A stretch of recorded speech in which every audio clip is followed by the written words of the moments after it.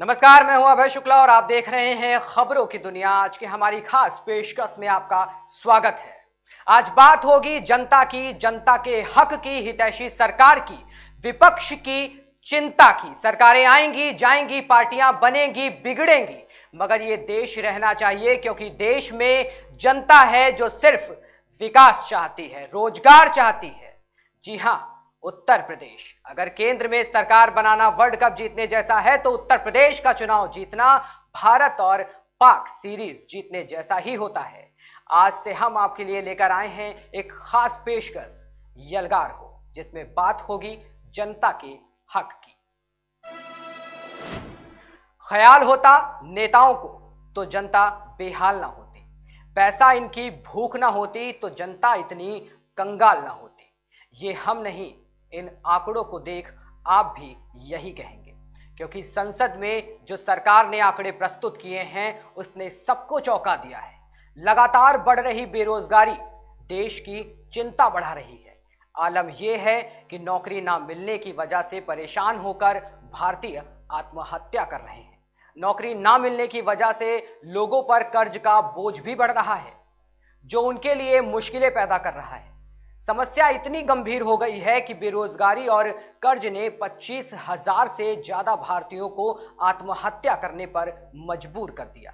ये जानकारी खुद सरकार ने दी है। केंद्रीय बजट पर बहस के दौरान संसद में बेरोजगारी के मुद्दे पर हो रही चर्चा में केंद्र सरकार ने राज्यसभा को बताया कि 2018 और 2020 के बीच बेरोजगारी और कर्ज के कारण 25,000 से ज्यादा भारतीयों ने आत्महत्या कर ली।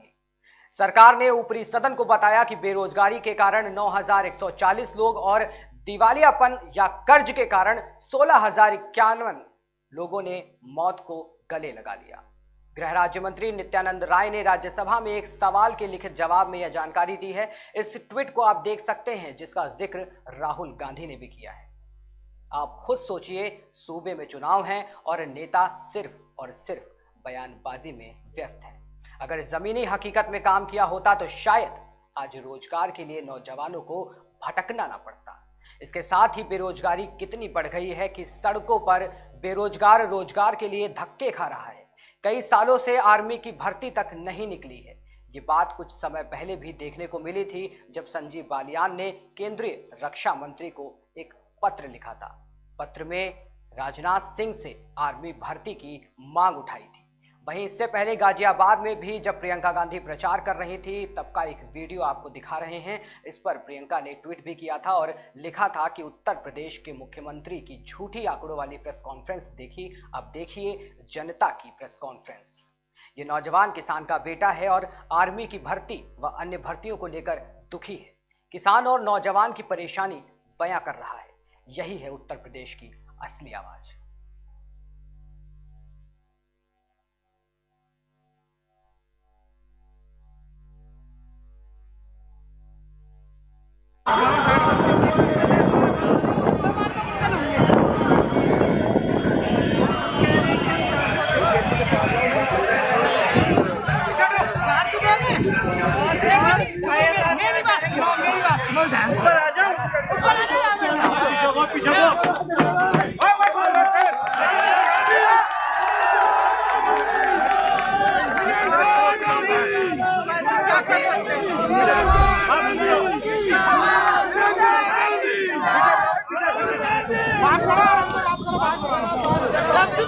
सबसे पहली बात तो मेरी हुई, मेरा नाम योगेश चौधरी है। 3 साल हो गए आर्मी की भर्ती नहीं आई। मैं किसान नहीं हूँ, किसान का बेटा हूँ। इमरजेंसी में आ रहा हूँ, मेरे पिताजी आते हैं। 3 साल हो गए आर्मी की भर्ती आई, दौड़ दौड़ के घोड़े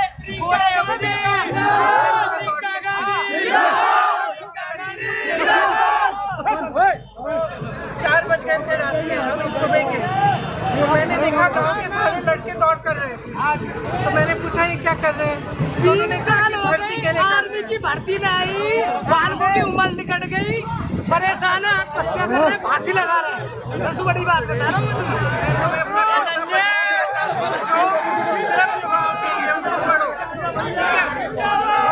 समझो कि हम क्या कहना चाह रहे हैं। हमारी मैं चाहती हूँ कि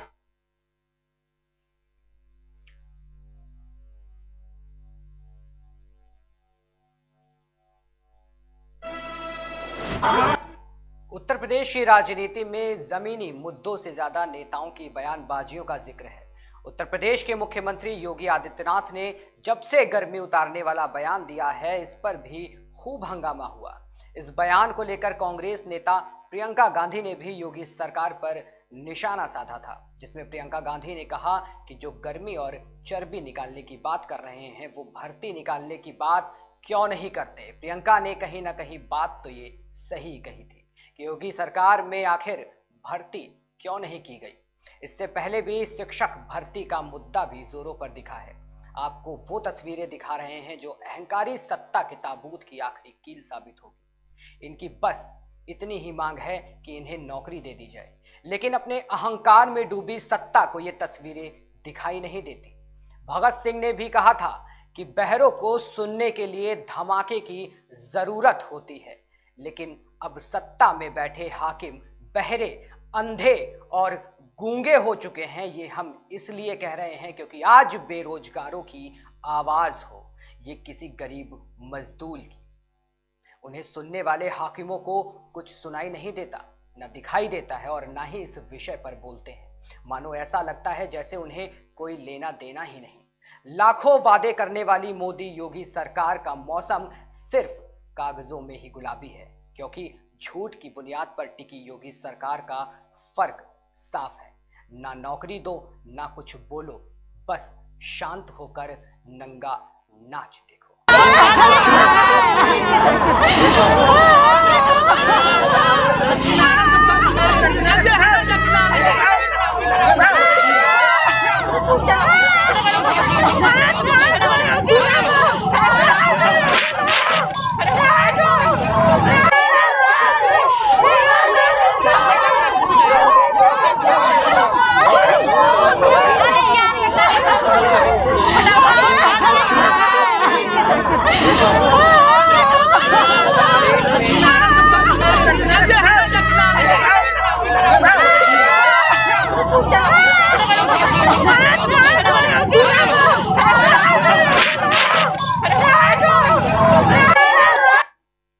उत्तर प्रदेश में चुनाव चल रहे हैं। पहले फेज के चुनाव का मतदान भी हो चुका है। आज हमने जो बात आपको बताई, ये मुद्दा जनता को समझना चाहिए, क्योंकि रोजगार सबके लिए जरूरी है। देश में रोजगार की कमी होगी तो देश की तरक्की को कितने दशक लग जाएंगे, ये शायद ही आप और हम समझ पाए। फिलहाल आज यलगार हो में इस बात को यही विराम देते हैं। कल फिर इसी विषय पर बात करेंगे किसी नए टॉपिक के साथ। यलगार हो, आपके हित की बात।